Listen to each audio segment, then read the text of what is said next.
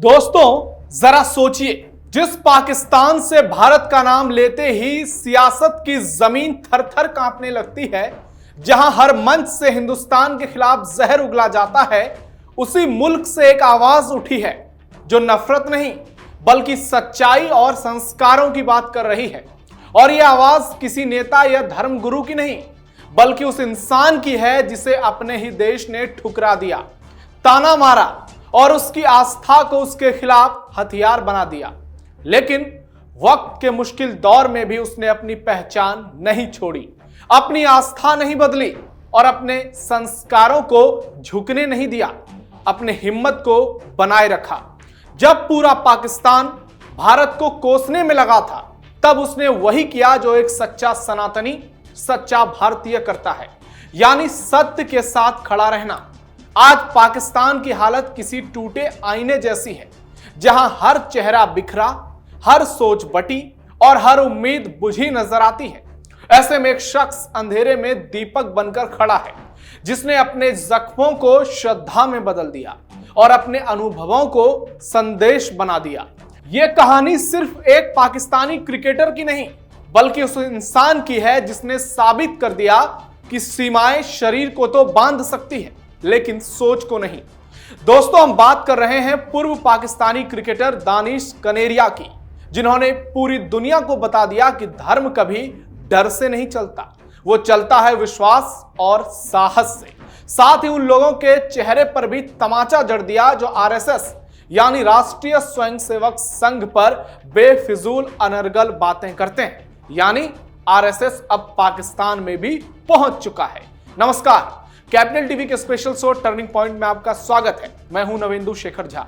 आज बात करेंगे उस पास क्रिकेटर की जिसने फर्जी सेक्युलर गैंग के गाल पर करारा तमाचा जड़ा है और मुनीर शहबाज की पोल खोल दी है, पाकिस्तान को सरेआम बेनकाब कर दिया है और पूरी दुनिया को बता दिया है कि एक सच्चा सनातनी कभी झुकता नहीं है।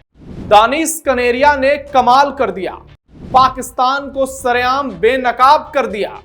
हिंदुस्तान और आरएसएस की जमकर तारीफ, जिहादी मुनीर शहबाज के उड़ गए होश। दोस्तों, आपने अक्सर पाकिस्तानी सेलिब्रिटीज को, पाकिस्तानी लोगों को भारत के बारे में बुरा भला कहते हुए सुना होगा, करते हुए भी देखा होगा। जब भी मौका आता है वो भारत की बुराई करने से नहीं चूकते, चाहे पाकिस्तानी एक्टर्स हो, सिंगर्स हो या फिर पाक के जिहादी क्रिकेटर्स, कोई भी भड़ास निकालने में पीछे नहीं रहता। ऑपरेशन सिंदूर के बाद तो नफरत का लेवल और बढ़ गया है, हाल के एशिया कप में भी नजर आया। लेकिन इस बीच पाकिस्तान का एक पूर्व क्रिकेटर ऐसा भी है जो इतने कड़वे माहौल के बीच भी भारत और आरएसएस यानी राष्ट्रीय स्वयंसेवक संघ की खुलकर तारीफ कर रहा है। इस क्रिकेटर ने आरएसएस की तारीफों के जमकर पुल बांधे हैं और संगठन को समाज के लिए समर्पित बताया है।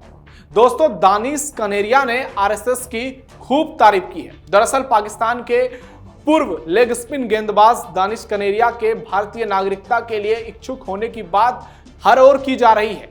लोग सोशल मीडिया पर सवाल कर रहे हैं, क्या दानिश कनेरिया भारत की नागरिकता लेने के लिए व्याकुल हो रहे हैं? कनेरिया ने नागरिकता के सवालों का सीधा और स्पष्ट जवाब दे दिया, लेकिन इस बीच उन्होंने आरएसएस की भी जमकर तारीफ की।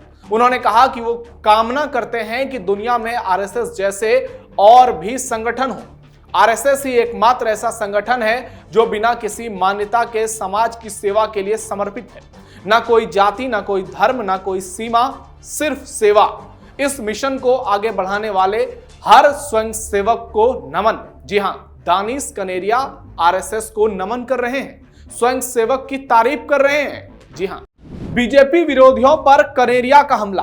दानिश कनेरिया ने आरएसएस की तारीफ करने के साथ ही संघ और बीजेपी का विरोध करने वालों को भी जमकर धोया। उन्होंने एक तथाकथित फैक्ट चेकर जुबैर पर चंदा मांगने का आरोप लगाया। पीएम नरेंद्र मोदी को संबोधित करते हुए कनेरिया ने लिखा कि भारत सरकार को धर्मनिरपेक्षतावादियों की परवाह किए बगैर आरएसएस और उसके स्वयंसेवकों को सशक्त बनाने पर और ध्यान देना चाहिए।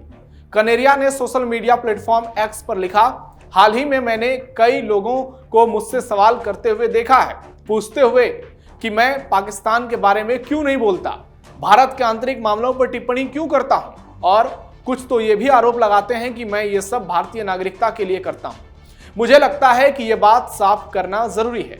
पाकिस्तान और उसके लोगों से मुझे बहुत प्यार मिला है, खासकर आवाम का प्यार। लेकिन उस प्यार के साथ साथ मुझे पाकिस्तानी अधिकारियों और पीसीबी यानी पाकिस्तान क्रिकेट बोर्ड से गहरे भेदभाव का सामना करना पड़ा है, जिसमें जबरन धर्मांतरण के प्रयास भी शामिल हैं। जी हां, भारत और उसकी नागरिकता के बारे में मैं बिल्कुल स्पष्ट कर दूं, पाकिस्तान मेरी जन्मभूमि हो सकती है, लेकिन भारत मेरे पूर्वजों की भूमि, मेरी मातृभूमि है। मेरे लिए भारत एक मंदिर के समान है। फिलहाल मेरी भारतीय नागरिकता लेने की कोई योजना नहीं है। अगर भविष्य में मेरे जैसा कोई ऐसा करने का फैसला करता है तो हमारे जैसे लोगों के लिए ही भारत में CAA पहले से ही लागू है। हिंदुत्व के लिए हमेशा खड़ा रहूंगा। पूर्व पाक क्रिकेटर कनेरिया ने आगे लिखा, जो लोग दावा करते हैं कि मेरे शब्द या कार्य नागरिकता की इच्छा से प्रेरित हैं, वे पूरी तरह से गलत हैं। मैं धर्म के लिए खड़ा रहूंगा और उन राष्ट्र विरोधियों और छद्म धर्मनिरपेक्षतावादियों का पर्दाफाश करता रहूंगा जो हमारे मूल्यों को नुकसान पहुंचा रहे हैं और हमारे समाज को बांटने की पुरजोर कोशिश कर रहे हैं। मेरी सुरक्षा के लिए चिंतित लोगों, प्रभु श्री राम के आशीर्वाद से मैं अपने परिवार के साथ सुरक्षित और खुश हूं। मेरा भाग्य भगवान श्री राम के हाथों में है। जय श्री राम। दानिश कनेरिया भी अपने परिवार के साथ अमेरिका में रहते हैं और यहीं से उन्होंने ये सोशल मीडिया पोस्ट किया और जय श्री राम का भी नारा लगाया। 44 साल के कनेरिया का क्रिकेट करियर 2000 से 2010 तक चला, जिसमें उन्होंने पाकिस्तान के लिए 61 टेस्ट मैच और 18 वनडे खेले। वो एक राइट आर्म लेग स्पिनर थे।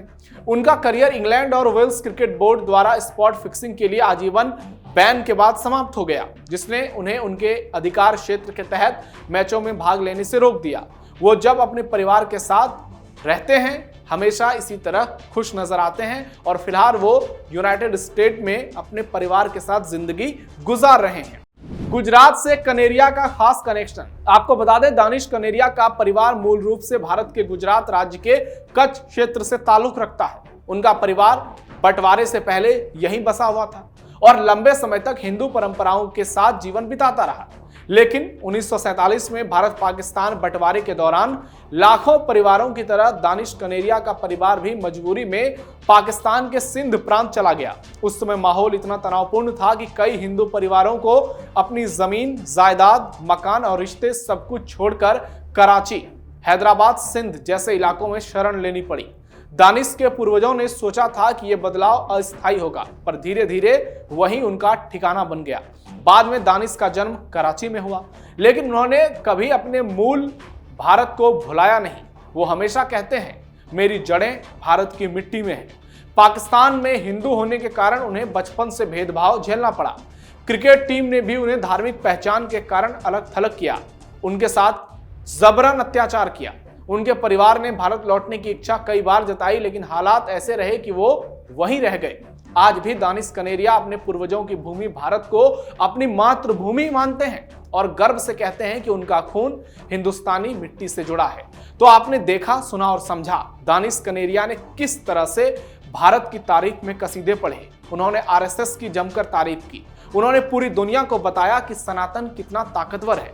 उन्होंने भारत की खूब प्रशंसा भी की और कह दिया कि मातृभूमि से बढ़कर कुछ नहीं है।